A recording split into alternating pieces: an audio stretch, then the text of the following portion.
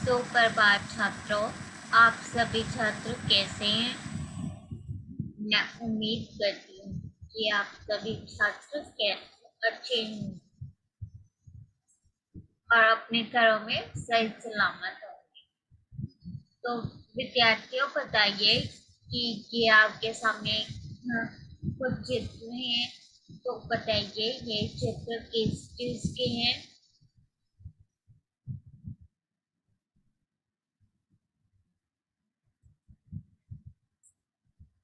आप सोच रहे होंगे कि पहला चित्र दो चिड़िया हैं। ठीक है विद्यार्थियों, आपका उत्तर सही है। आप दूसरे चित्र में बताएंगे कि आप सोच रहे होंगे कि दूसरे चित्र में भी एक चिड़िया है। और तीसरे चित्र में आप बताएंगे कि आप क्या सोच रहे होंगे कि तीसरे चित्र में दो भाई बहन है जिनकी छत पे चिड़िया ने अंडे दिए हैं। तो आइए विद्यार्थियों, इसी से संबंधित एक पाठ का वाचन करते हैं। नादान दोस्त। ये नादान दोस्त आपकी पाठ्य पुस्तक बसंत नामक पाठ्य पुस्तक का तीसरा पाठ है, जिसका नाम है बसंत, जिसका नाम है नादान दोस्त। तो तो इस पाठ में लेखक ने इस पाठ के लेखक है मुंशी प्रेमचंद जी। इन्होंने दो दोस्त बच्चों के बारे में बताया गया है, जिनका नाम है श्याम और केशव।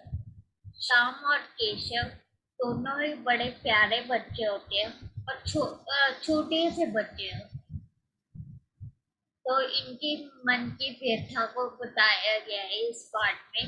लेखक ने श्याम और केशव के घर के मतलब छत पर चिड़िया ने दो अंडे दिए होते हैं। तो उनमें उनको देखने के लिए वह बड़े उत्सुक होते हैं। तो जानेंगे इस पाठ के माध्यम से। इस पाठ के लेखक हैं मुंशी प्रेमचंद जी। उनके जीवन के बारे में विस्तार जानकारी जानने के लिए हम एक चलचित्र देखते हैं। बचपन का नाम धन पाए तो आपको नोटिफिकेशन मिल सके। मुंशी प्रेमचंद का जीवन परिचय। मुंशी प्रेमचंद जी के बचपन का नाम धनपत राय था। उनका जन्म 31 जुलाई 1880 को काशी के निकट लमही नामक ग्राम में हुआ था। आपका जन्म एक कायस्थ परिवार में हुआ था। प्रेमचंद के पिता का नाम अजाब राय था। वह डाक मुंशी के पद पर कार्यरत थे तथा उनकी माता का नाम आनंदी देवी था। जब आपकी उम्र मात्र 8 वर्ष की थी, तब आपके माता 14 वर्ष की उम्र में आपके पिता का देहावसान हो गया। पिता के मृत्यु के पश्चात आपको कई कठिनाइयों का सामना करना पड़ा। घर में निर्धनता के साथ साथ अन्य कई विपत्ति परिस्थिति की सामना भी आपको करना पड़ा, परंतु अपने शिक्षा के साथ नहीं छोड़ा और ट्यूशन करके आपने मैट्रिक की परीक्षा उत्तीर्ण की। प्रेमचंद जी का पहला विवाह बहुत कम ही उम्र में हुआ था तथा आपका दूसरा विवाह शिवरानी देवी के साथ हुआ था। सब हम देख लेते हैं मुंशी प्रेमचंद का मृत्यु। मुंशी प्रेमचंद का मृत्यु 8 अक्टूबर 1936 ईस्वी में काशी के जोलदर रोग के कारण हुई थी। साहित्यिक परिचय देख लेते हैं। हिंदी साहित्य के जगत में मुंशी प्रेमचंद के योगदान अविस्मरणीय है। जोलदर रोग के कारण हुई थी। साहित्यिक परिचय देख लेते हैं। जोलदर रोग के कारण हुई थी। सब हम देख लेते हैं मुंशी प्रेमचंद का मृत्यु। मुंशी प्रेमचंद का मृत्यु 8 अक्टूबर 1936 ईस्वी में काशी के जोलदर रोग के कारण हुई थी। साहित्यिक परिचय देख लेते हैं। हिंदी साहित्य के जगत में मुंशी प्रेमचंद के योगदान अविस्मरणीय है। इसमें साहित्य के प्रति लगाव बचपन से ही विद्यमान थे। प्रेमचंद्र जी अपने प्रारंभिक लेखन काल में नवाब राय के नाम से उर्दू भाषा में उपन्यास और कहानी सर्जित करते थे। कालांतर में आपके प्रेमचंद नाम से हिंदी साहित्य जगत की साधना की और लगभग 1 दर्जन उपन्यास और 300 से अधिक कहानियां लिखी। उपन्यास एवं कहानियां लेखन से अतिरिक्त आपने माधुरी एवं मर्यादा जैसी पत्रिकाओं का संपादन किया तथा कहानियां लिखी। उपन्यास और कहानी लेखन के अतिरिक्त आपने माधुरी एवं मर्यादा जैसी पत्रिकाओं का संपादन किया तथा हर्ष एवं जागरण नामक पत्रों का संपादन के कार्य भी आपने किया। सच्चे अर्थों में कलाम के सिपाही और जनता के दुख दर्द गायक इस महान कलाकार उपन्यासकार को भारतीय साहित्य जगत के उपन्यास सम्राट की उपाधि से विभूषित किया गया। प्राय सब हम मुंशी प्रेमचंद की रचनाएं देख लेते हैं। मुंशी प्रेमचंद के उपन्यास, निबंध, नाटक इत्यादि कई विधाओं में रचनाएं की है। उनकी प्रमुख रचनाएं अग्रलिखित है। नाटक प्रेम की बेदी, करबला, रूठी रानी और संग्राम आपके प्रमुख नाटक हैं। मुंशी प्रेमचंद के उपन्यास कर्मभूमि, निर्मला, कायाकल्प, प्रतिज्ञा, वरदान, प्रेम आशय, रंगभूमि, सेवा सदन, गबन और गोदान आदि आपके प्रमुख उपन्यास हैं। जीवन चरित्र, तलवार और त्याग, कलम, दुर्गादास, रामचर्च आदि। दोस्तों, ये थी इनकी रचनाएं। तो विद्यार्थियों बताइए कि आपने इस चलचित्र में क्या देखा।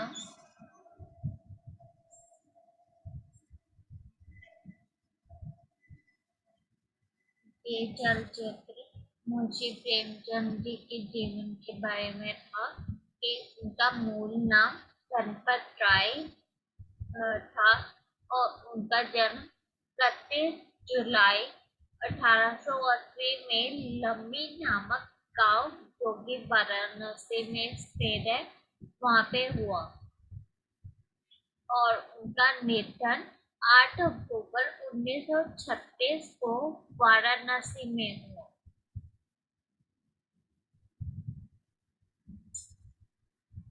उनके प्रमुख उपन्यास है निर्मला, सेवा सदन,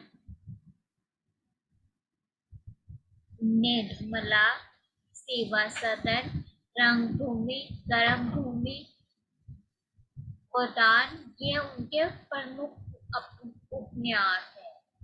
निर्मला तो बहुत अच्छा उपन्यास है।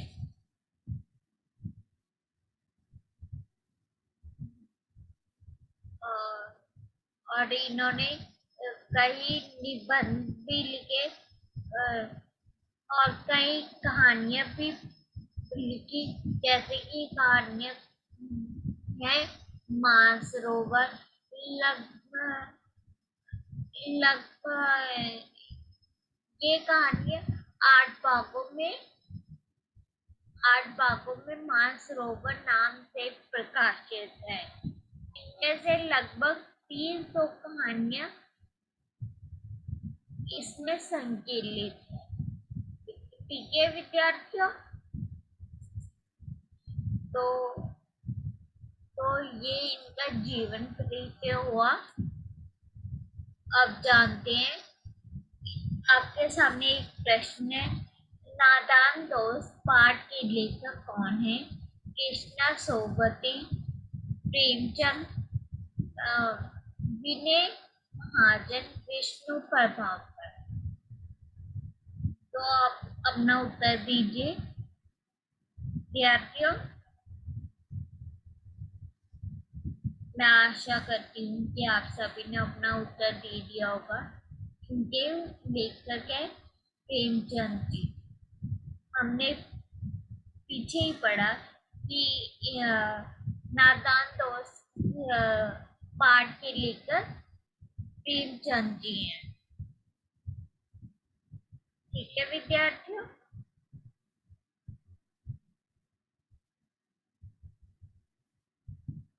प्रेमचंद का उपन्यास, तो हमने उपन्यास बहुत सारे पढ़े हैं, तो मुझे बताइए कि अब प्रेमचंद का कौन सा उपन्यास है।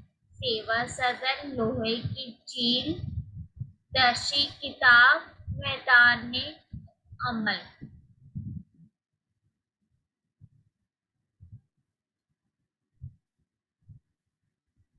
तो विद्यार्थियों अपना उत्तर लिखें कमेंट बॉक्स में।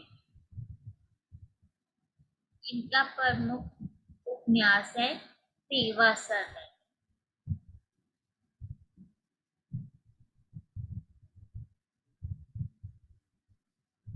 तो आइए हम अब इसका वाचन करते हैं। केशव के घर कॉर्निस के ऊपर एक चिड़िया ने अंडे दिए थे।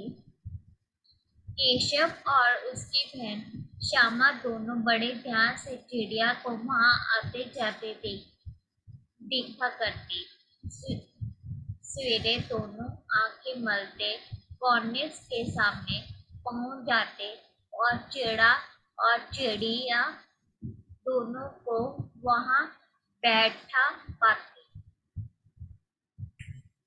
उसको देखने उनको देखने में दोनों बच्चों को ना मालूम क्या मजा मिलता। दूध और जलेबी की सूट भी ना रहती थी। दोनों के दिल में तरह तरह के सवाल होते। अंडे अंडे कितने बड़े होंगे, किस रंग के होंगे, कितने होंगे, क्या खाते होंगे, इनमें से बच्चे किस तरह निकल आएंगे, बच्चों के पैर कैसे होंगे, घोंसला कैसा है। लेकिन इन बातों का जवाब देने वाला कोई नहीं। ना अम्मा को घर के काम धंधों से फुर्सत थी, ना बाबूजी को पढ़ने लिखने से। ठीक है विद्यार्थी, दोनों बच्चे आपस ही में सवाल जवाब करके अपने दिल की तसल्ली दे लिया करते थे। श्यामा कहती कि क्यों भैया, बच्चे निकल पुर से उड़ जाएंगे। केशव विद्वानों जैसे गर्व से कहता है, नहीं रे पगली, पहले पर निकलेंगे, बगैर परों के बेचारे कैसे उड़ेंगे। श्यामा, बच्चों को क्या खिलाएगी बेचारी। केशव केशव इन पेचीदा सवाल का जवाब कुछ ना दे सकता था।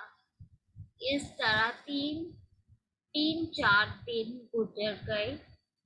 दोनों बच्चों की जिज्ञासा दिन दिन बढ़ती जाती थी।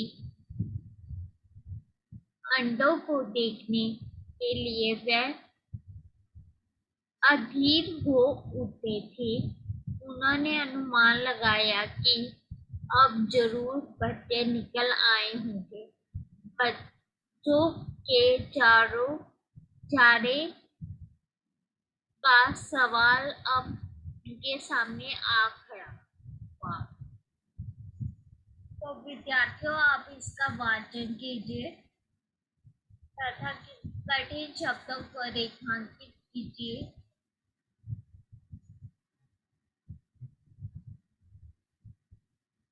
पहले आप इसका वाचन कीजिए।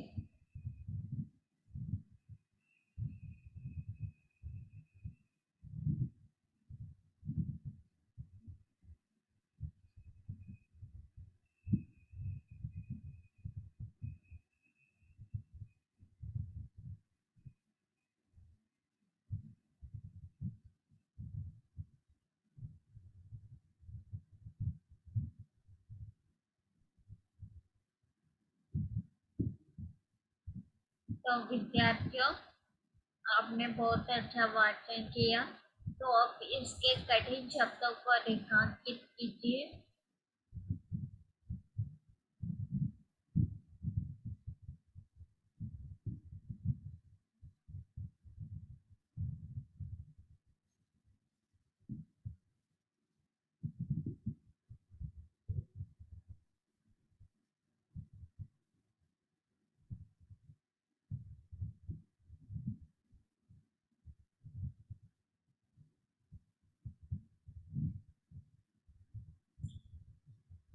ठीक है विद्यार्थियों, हमने बहुत अच्छे रेखांकित किए।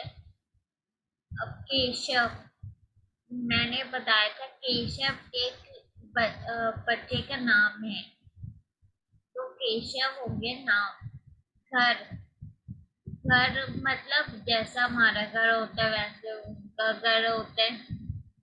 केशव के घर मतलब री, री भी कहते घर को। दूध और जलेबी, अब दूध और जलेबी वो तो पता ही होगा आपको। जैसे दूध जो है, दूध हम पीते हैं और जलेबी को हम खाते हैं। काम धंधों मतलब घर के कामों से माँ को फुर्सत नहीं। और बच्चों, बच्चों मतलब बच्चे, छात्र या कहते वो नन्हे मुन्ने बच्चे थे ना, इसलिए।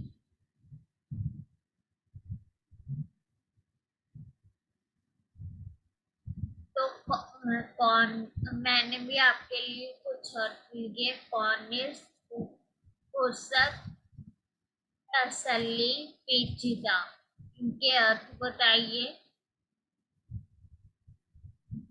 कॉर्निस मतलब दीवार के ऊपर का आगे बढ़ा हुआ भाग, उसको हम कॉर्निस कहते हैं।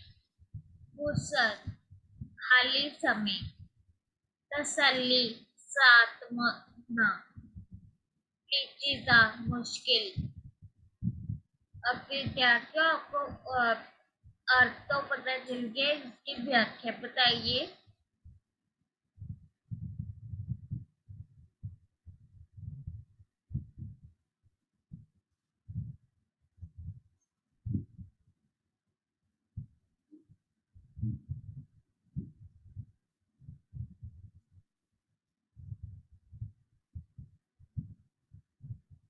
विद्यार्थियों, आपने बहुत अच्छे व्याख्या बताई है इसकी। इधर जो ने इधर लड़का नहीं होता केश, मैंने शुरू में बताया कि एक लड़का होता है केशव और उसकी बहन होती है श्यामा। केशव के घर के कानिस मतलब जोधा भाग मतलब बड़ा मतलब आगे की तरफ होता है ना, उसको हम कानिस कहते हैं। केशव के घर के कानिस पर चिड़िया ने चिड़िया ने अंडे दिए थे। दोनों श्यामा और केशव दोनों भाई बहन थे और तो वह चिड़िया को आते जाते रोज देखते थे। और सवेरे जब दोनों उठते थे तब तक वह चिड़ा और चिड़िया को दोनों आते जाते देखते। पर उनके मन में कई सवाल थे, जैसे कि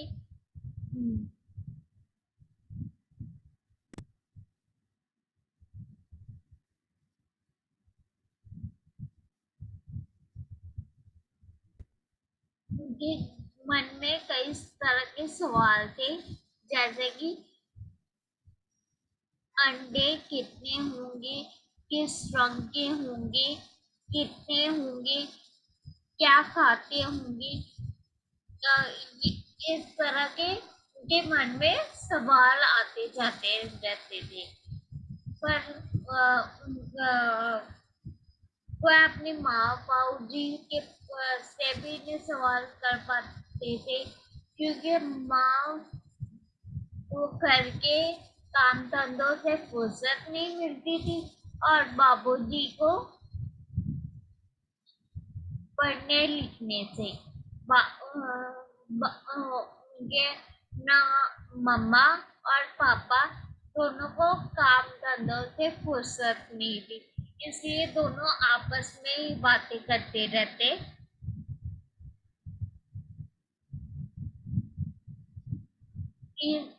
इस तरह ही 3-4 दिन गुजर गए।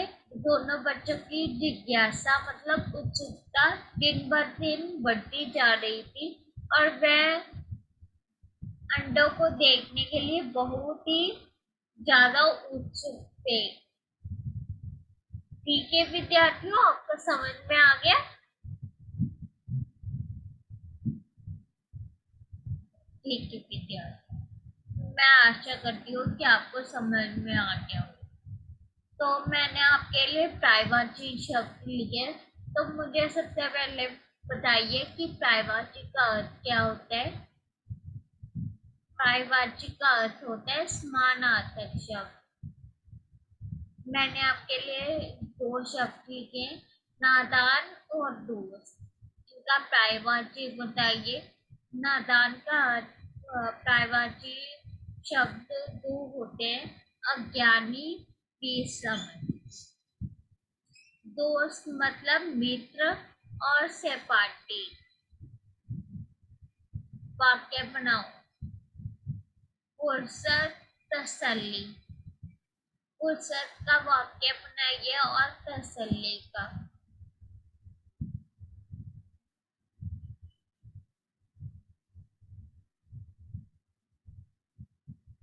फुर्सत और तसल्ली का वाक्य। पहले तो फुर्सत का वाक्य बनाइए। माँ और बाबूजी को काम धंधों से फुर्सत नहीं थी। दोनों बच्चे तसल्ली। दूसरा वाक्य तसल्ली। तसल्ली का उत्तर होगा कि दोनों बच्चे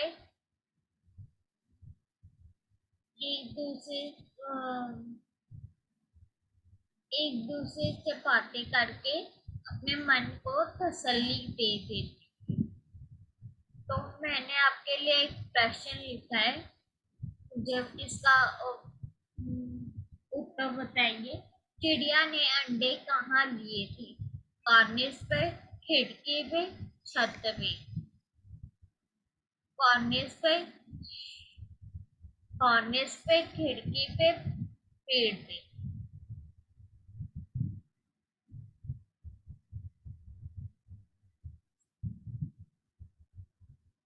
चिड़िया ने अंडे कॉर्निस पे दिए थे।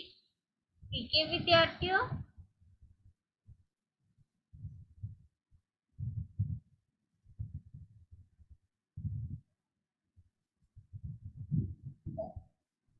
बच्चों के मन में चिड़िया के अंडे बनने की प्रक्रिया देखने की जिज्ञासा थी। ये विकल्प सही, ये वाक्य सही है या गलत?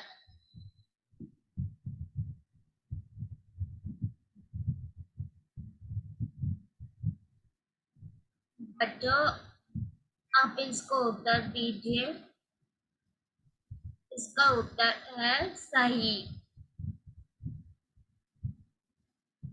दोनों बच्चों के मन में चिड़िया की से अंडे बनने की प्रक्रिया देखने की जिज्ञासा थी। ये वाक्य सही है। दोनों इसे पीकर आनंदित थे। दूध जलेबी को, चिड़िया के अंडे को, चिड़ा और चिड़िया को, कॉर्निस को। तो मुझे इसका उत्तर दीजिए।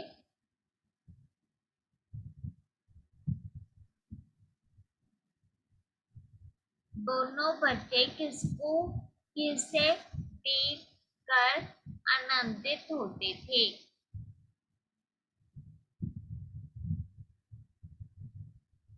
तो इसका उत्तर है चिड़िया और चिड़ा को। दोनों बच्चे चिड़ा और चिड़िया को देखकर आनंदित होते थे। ठीक है विद्यार्थियों, अगले गद्यांश का हम वाचन करते हैं। चिड़िया बेचारी इतना दाना कहाँ पाएगी कि सारे बच्चों का पेट भरे। गरीब गरीब बच्चे भूख के मारे चू चू करके मर जाएंगे। इस मुसीबत का अंदाजा करने दोनों घबरा उठे। दोनों ने फैसला किया कि कॉर्निस पर थोड़ा सा दाना रख दिया जाए। श्यामा खुश होकर बोली, तब तो चिड़िया को चारे के लिए कहीं उड़ ना जाना पड़ेगा ना। श्यामा केशव, नहीं, तब क्यों जाएगी श्यामा? क्यों भैया, बच्चों को भूख ना लगती होगी? केशव का ध्यान इस तकलीफ की तरफ ना गया। बोला, जरूर तकलीफ हो रही होगी। बेचारे प्यास के मारे तड़पते होंगे। ऊपर छाया भी तो नहीं, कोई नहीं। आखिर वही फैसला हुआ कि घोंसले के ऊपर कपड़े की छत बना देनी चाहिए। पानी की प्याली और थोड़े से चावल रख देने का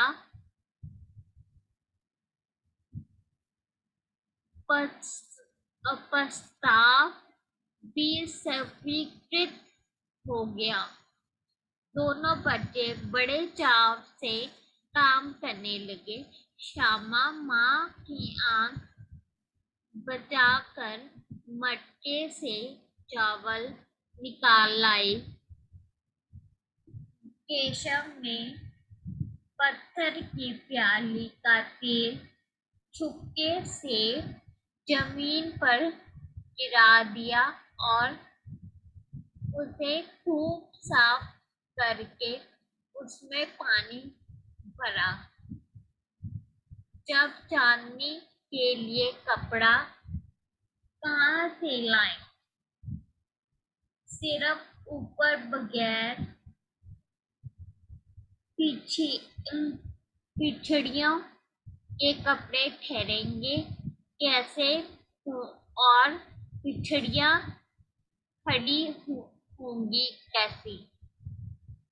केशव बड़ी देर तक इस उधेड़पन बुन में रहा। आखिरकार उसने यह मुश्किल भी हल कर दी। श्यामा से बोला, जाकर कूड़ा फेंकने वाली टोकरी उठा लाओ। अम्मा जी को मत दिखाना। श्यामा, वह तो बीच से फटी हुई है, उसमें से धूप ना जाएगी। केशव ने झुलझुलाकर कहा, तू टोकरी तो ले आ, मैं उसका सुराख बंद करने की कोई कीमत निकाल लूंगा। तो विद्यार्थियों, आप इसका वाचन कीजिए।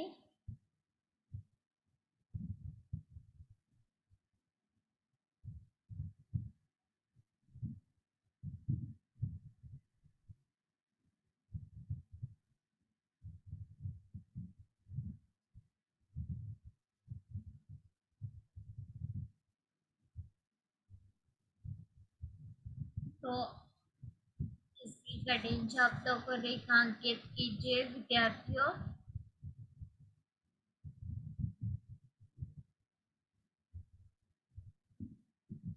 तो मैंने भी आपके लिए कुछ बड़े शब्द भेजे हैं। प्रस्ताव, सुझाव, उद्देश्य, सोच विचार, सुराग, छेद, मकम्मत, उपाय। तो विद्यार्थियों इसकी व्याख्या कीजिए।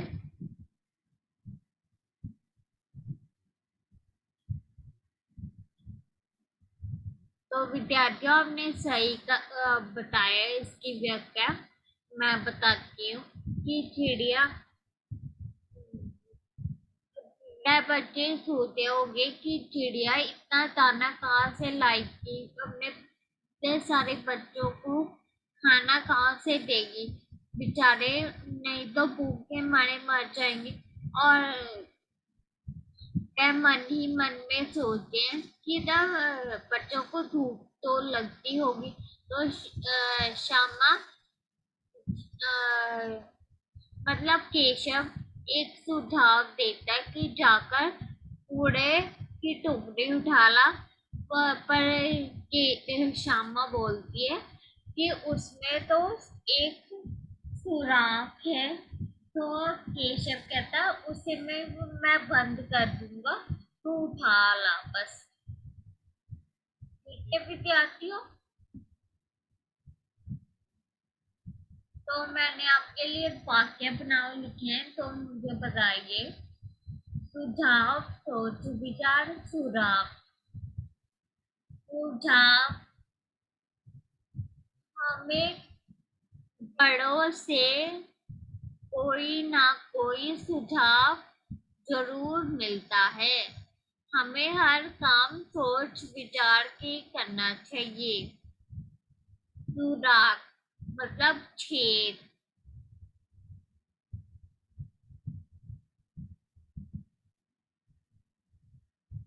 टोकरी में एक बड़ा सुराग था।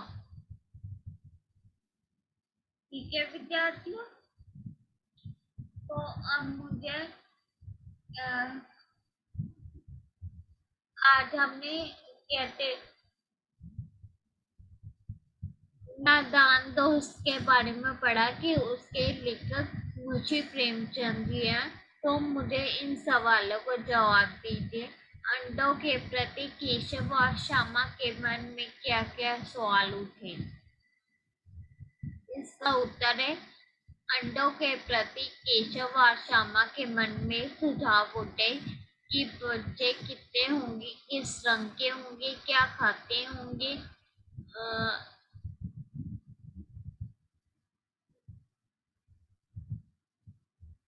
ये उनके मन में सारे सवाल होते हैं। तो ये आपका बीकाने है, ये सभी बच्चे अपनी कॉपी पे नोट कर लीजिए। धन्यवाद विद्यार्थियों।